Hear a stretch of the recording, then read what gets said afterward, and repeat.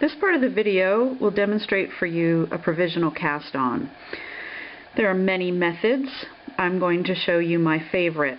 By provisional cast on, we mean that whereas on a typical cast on you have a nice solid cast on edge that stabilizes your stitches, in this case we're going to create an edge that will allow you to go back and work those stitches from the other direction if you would like, and I'll show you what that means. We essentially are going to have live stitches going in both directions of our knitting. If you were working on your cowl and your working yarn was attached to your project, you'd begin by simply tying your waste yarn in a contrasting color to that strand of yarn, and then we would work from there. In this case though, I'm going to show you how to start from scratch, because you can always use this cast on at the beginning of a project. I'll start by making a slip knot of both strands. This slip knot will not count as one of our stitches. It's just there to hold the yarns in place.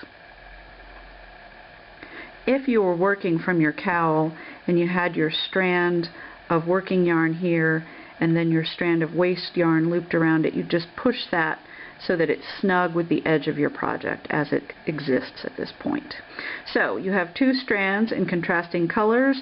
Don't try to do this with two strands of the same color. You will make yourself unnecessarily confused. This cast on is a bit like a long tail cast on in that I will begin with my two strands of yarn looped over my index finger and thumb and held snugly by my remaining fingers. Please put your working yarn over your finger and your waste yarn over your thumb. I'll begin, and also notice that I'm holding this slip knot in place using my index finger here, okay? I'll begin by wrapping the needle over and around from behind the working yarn, then over and around the contrasting yarn, then over and around the working yarn, and then under. If you look at the needle, you can see there are now two stitches cast on. This cast on casts on in pairs. So that means for each working of the maneuver that I just showed, and don't panic, I'll do it again many times, for each time that you do that, you end up with two stitches. If at the end of your work you end up needing an odd number of stitches, you can always knit two of them together. So to do it again, I'm going to go over and around my working yarn, over and around my contrasting yarn, over and around my working yarn, and then under. Presto, two more stitches. Over and around, over and around, over and around, under. Two more. Over and around, over and around, over and around, and under. Alright, at this point I have 8 stitches on my needle, which is the number that I would need if I were getting ready to do the edging of my cowl. You can keep doing this as long as you need, depending on your particular project. I'm now going to turn my work around and start knitting on it. I'm going to keep a hold of this strand of contrasting yarn just here at the beginning so that I hold all my stitches where they should be. Okay, because remember, it's this piece of yarn that's holding your working yarn in place. And then I'm going to go ahead and, using my working yarn, which is all tangled up, knit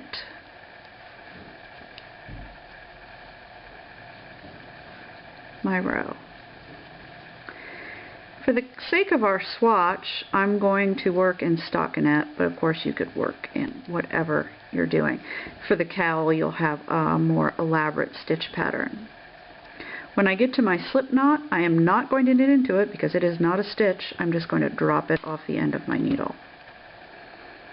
Now things get a little twisty here, but just get them evened out.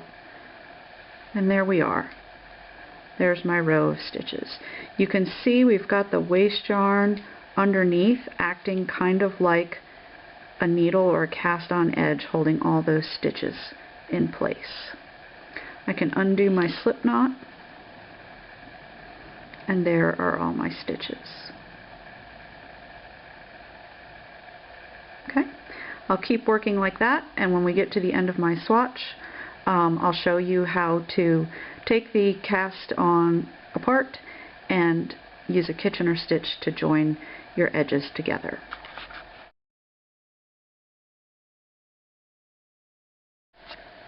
Alright, we're back, and as promised I have made a little swatch here on my needle. I've switched to straight needles just to make the Kitchener stitch demo a little bit simpler. But I've continued to work with my 8 stitches. I've still got my provisional cast on edge down here. Because I'm done with my knitting, I'm going to go ahead and cut my tail. But because I'm going to use this tail for my Kitchener stitched grafting, I'm going to leave it a little bit longer than I ordinarily would. And my recommendation to you is err on the side of too long, because it's a real drag when you're Kitchenering a bunch of stitches and then you find that your end is too short. Ask me how I know that. At any rate, so now I have my tail. The first thing that I'm going to do here is to come back and pick up, using another needle, these stitches that are held on my waste yarn.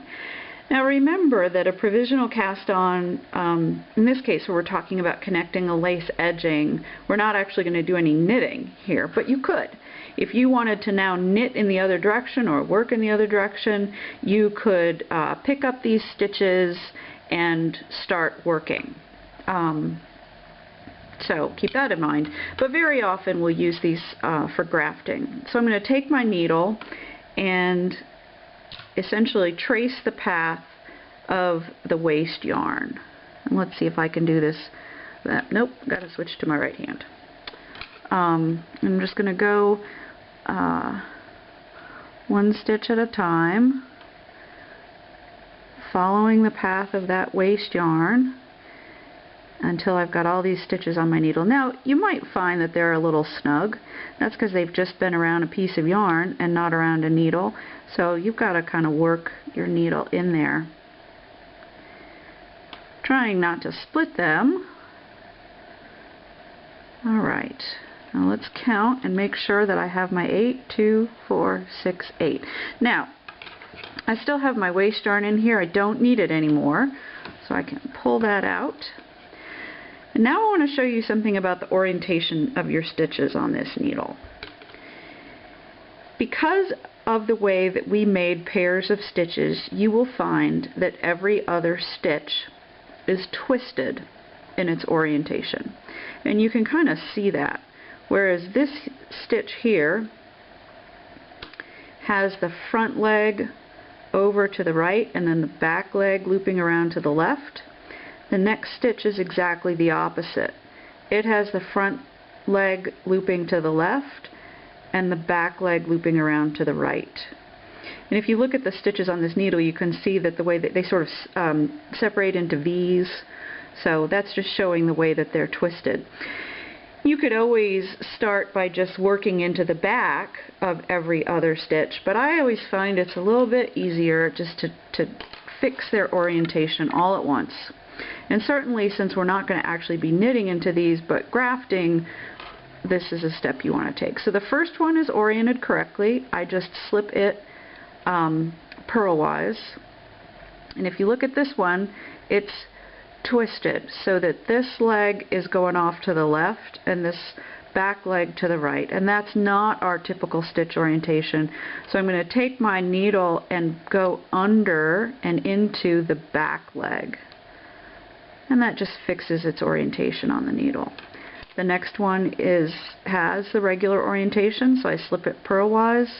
The next one has this twisted orientation, so I go into the back leg regular, alternate,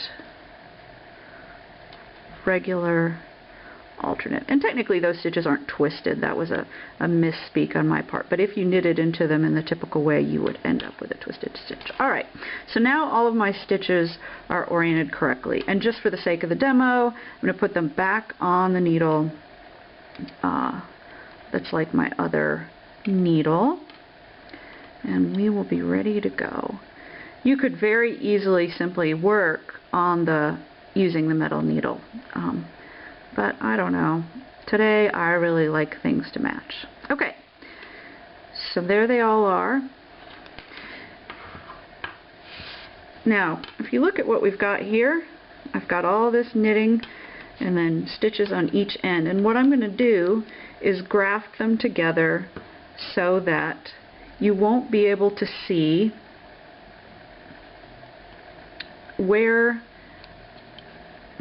if it's done with good tension, you won't be able to see where I've grafted them. This will end up looking like one big loop of continuous knitting.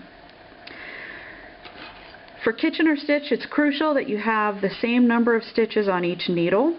These ones are spread out, but I've got 8 on each one. It's also important that your wrong sides of your work are facing one another. It's rare that you'll have such a little tiny tube that you're Kitchenering. It'll often be a much bigger work. So just make sure you've got your wrong sides facing each other, and please don't twist your work or you'll end up with a Moebius. We seem to talk about that a lot as a potential problem. Alright, so I've got my tail. I'm going to thread it onto a tapestry needle, and that's what I'm going to use to do my grafting. The first thing that you need to do when you're getting ready to Kitchener is do a couple of setup stitches. And essentially what they are is half of a Kitchener stitch progression. So to do my setup, I'm going to take my tapestry needle and weave it purlwise through the first stitch on my front needle, weaving that stitch on the needle. I'm getting my old tail sort of wrapped up in here. Alright, so it's gone purlwise into the first stitch on the front needle. Then I'm going to take it knitwise into the first stitch on the back needle. And I'll leave that stitch on the needle also. Alright, so now that we've finished the setup steps, you can look and see that we still have 8 stitches on our front needle and we still have 8 stitches on our back needle. Now we're ready to do the regular Kitchener progression, and it is a 4-step process. And this is all on your handout too, if you want something written to refer to. I'm going to take my tapestry needle, and I'm going to go knitwise into the first stitch on the front needle, making sure not to get too many extra strands there. And as I do that, I'm going to pull that stitch off. Work my yarn through, then go back purlwise into the new first stitch on this needle, what had been the second stitch. Alright, so now I have 7 stitches on my front needle. I'm going to go back to my back needle, and I'm going to start by going purlwise into the first stitch and pull it off the needle, and then go knitwise into the second stitch with the new first stitch, leaving it on the needle. Okay? That's the 4-step process. I now have 7 stitches on each needle. To shorten it, to make it a little bit more memorizable, I'm going to go knitwise and pull off, then purlwise, purlwise and pull off, and then knitwise. So the maneuver that you're doing on the front needle is backwards from what you're doing on the rear needle. Alright? So knitwise and off, purlwise and stay on. Oh, this tail's going to drive me crazy. Alright, then purlwise and off, knitwise and stay on. I like to use my fingers to make sure that no additional stitches slip off. Now watch that things don't get too twisty down here as you're working. You want everything to line up nicely the way it would with regular stitches, and you can see that's starting to happen here. But I'm just going to get my fabric all lined up properly. Alright, now I'm ready to do it again. Knitwise into the front and off, purlwise into the front and stay. You see how this is getting twisted here, so just pull that up and let it get into place. Purlwise into the back and off, knitwise into the back and stay. Knitwise into the front and off, purlwise into the front and stay. Purlwise into the back and off, knitwise into the back and stay. Every so often it's a good idea to make sure that you still have the same number of stitches on both needles. Okay, keep going. Knitwise and off, purlwise and stay.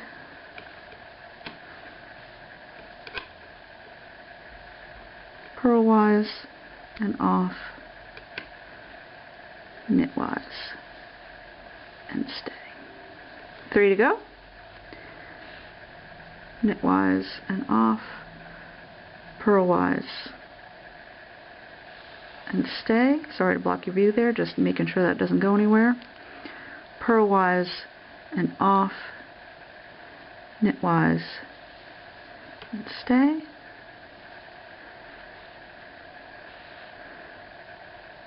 Knitwise and off, purlwise and stay. Purlwise and off, knitwise and stay. Now if you've done everything correctly, you have 1 stitch left on each needle. If not, I'm sorry. You finish simply by going knitwise and off,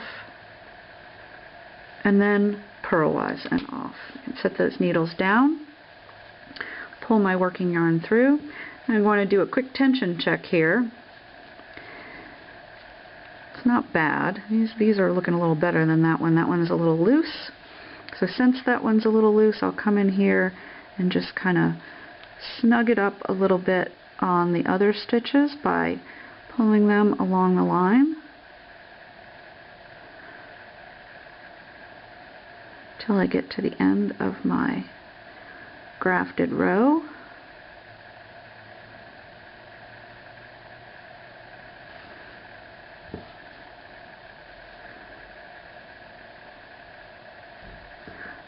Snug up my working yarn, and we're good to go. Now as you move along here, you can see that what I have is one continuous tube of stockinette knitting. Finish your work off by wrapping in your tails and you're all done.